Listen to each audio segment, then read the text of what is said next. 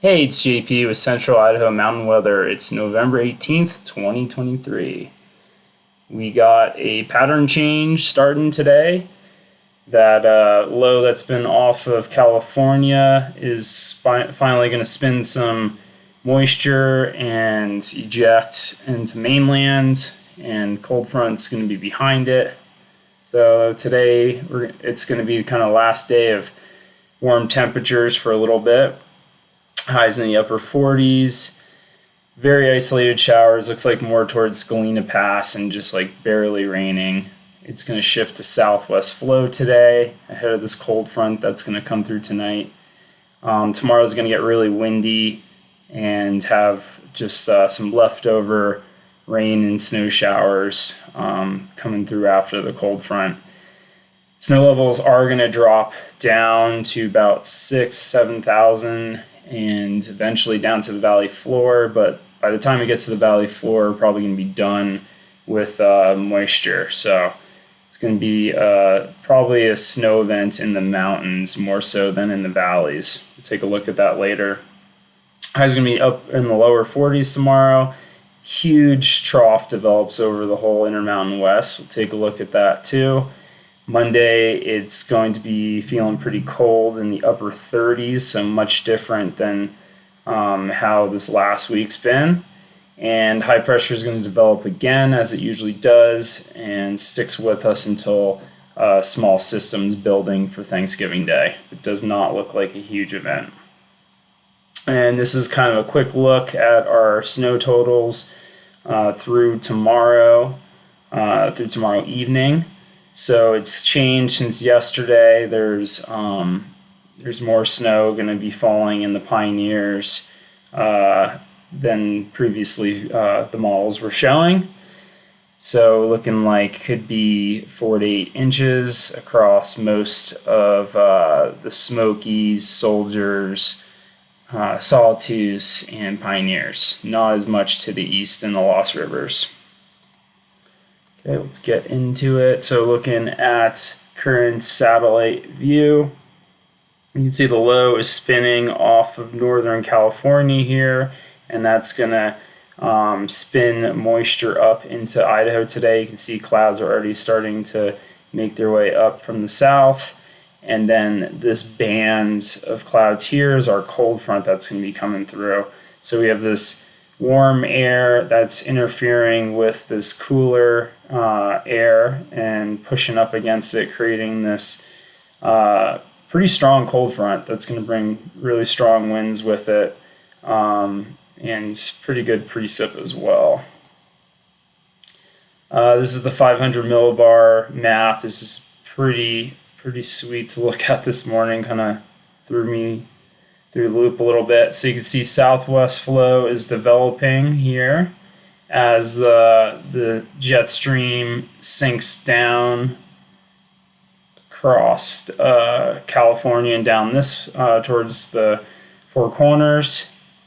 And then huge setup here. Not too often you see the jet stream going full U-shape all the way down to Arizona and New Mexico and the Panhandle, Texas. So big trough system moving through, elongated trough, I think you'd classify that as. All right, looking at the HRRR, let's rewind it a little bit. There we go. All right, so today, late this afternoon, almost around sunset, you can see there's some showers coming through kind of Smiley Creek region into the Sawtooths, but real small, not much happening. The bulk of it is coming ahead of the cold fronts. And it looks like it's going to start pretty early, 2 a.m. tonight across Blaine County. So it's not going to be a typical southwest flow where it's just going to nuke the southern mountains. It's going to be more high elevation orographic lifting, so we're not going to see so much in the valley floor as we would with the true southwest storm that's kind of coming from down here and just shooting up the valley floor. So this is coming more southwest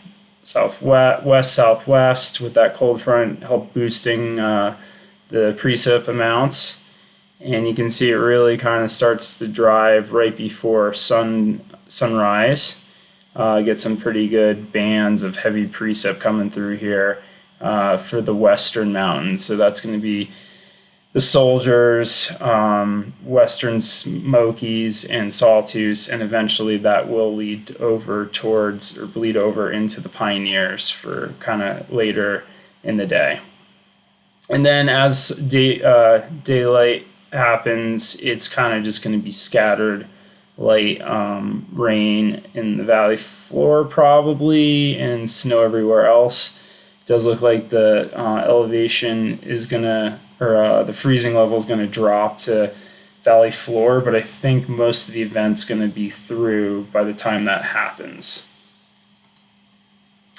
Looking at some snow totals here. So this is the outline of the different avalanche forecast areas. These white lines here.